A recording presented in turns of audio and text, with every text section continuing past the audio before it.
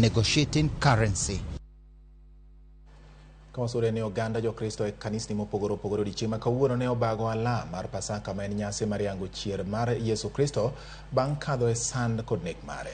Ote mag jodolo e kanisni opogore opogore ne en jiwo piny owacho mondo mi oked motegno kod weche mag mibadhi kaachiel kod keto kange mago mag bero ochumi ma Thurka. Jafwambo marwa George Aoko miyowa ler mathoth. Kanisa jo-Anglican mar St. Stephen's Cathedral mantiere e kaunti ma Kisumu en achiel kuom kuonde mane oganda jo-Kristo chokore mar yango nyasi mar Pasaka, ma en chier mar Yesu Kristo. Kae ne en wer kod alam mar nyiso mor motenore gi chier mar Kristo bang' kadho e sand mopogore mane okelo tho mare. Ote mare, Bishop Charles Ochieng' manotelo ne nyasi no ne okawo thuoloni mar jiwo piny owacho mondo mi otem rakore gi midhieche mopogore masani okwako pachoka mangima. What really does the empty tomb mean for a Kenyan farmer who spends money on fertilizer and seeds only to find that it is fake? What about a Kenyan worker who cannot afford life after working for 30 days and end up paying taxes that he or she doesn't understand?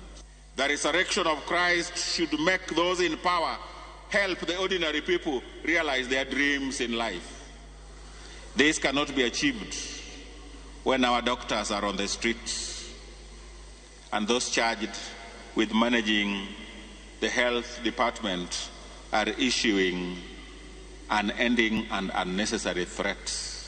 Okoni ma ithuolo ma jatend piny Kenya onego kawie okang' mager ne jotend migepe machal ni yulo e tich kendo chilo mar mibadhi mieno migepe magintiere. People are being killed.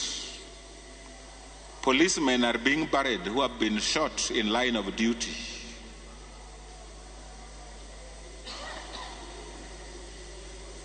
If the president was serious, he should relieve some of his ministers from their responsibilities. To e kaunti ma Mombasa, nyasi maket kod mano ni bende obagi e kanisa mar Roho Moar mantiere Mathare e Likoni. Kae ne en mor kod miel ka giparo godo chier mar Ruoth Yesu Kristo. Jodolo mag kanisani ne okoni ok gimor gi weche mag mibadhi mogurore e pachoka, kendo koni ma thuolo ma jotelo onego kawie okang' mowinjore. Mibadhi sani koro pongo kinywa ka. Nyalo ka mbolea nyalo miyowa to gin gik mokikore koda kite no kare kure mag dhiye iketo no mana puothe. Wadwa ni Kenya obed ranyisi maber ni ka ng'ato yud kod mibadhi to ng'ane mako, ka ng'ato yud kod mibadhi ng'ano nyaka tere jela.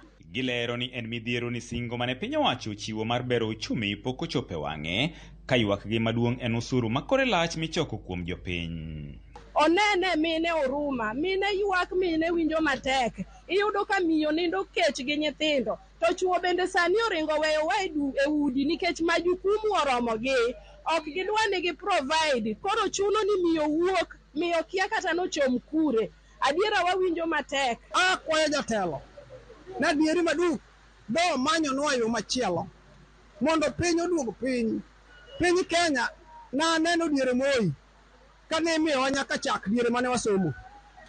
Kendo piny ne yudo ka ng'ato timo gima iwinjo ni pesa nitie gi value. Pesa masani onge value. Kwayo margi duto en ni piny owacho chuk chenro makare mabiro kelo fuong'ruok ne oganda jo Kenya to chutho mago mayuto gi ni piny. Chikono wani jatelo, Nyasaye mayiero jatelo maber. To kopo ni en Nyasaye noyiere nomiyo wagodo no ber, to ng'iye kako nyalo konyowa. Sani ngima tek makata ka gimichamo dhie I en mana ng'wono mar Nyasaye.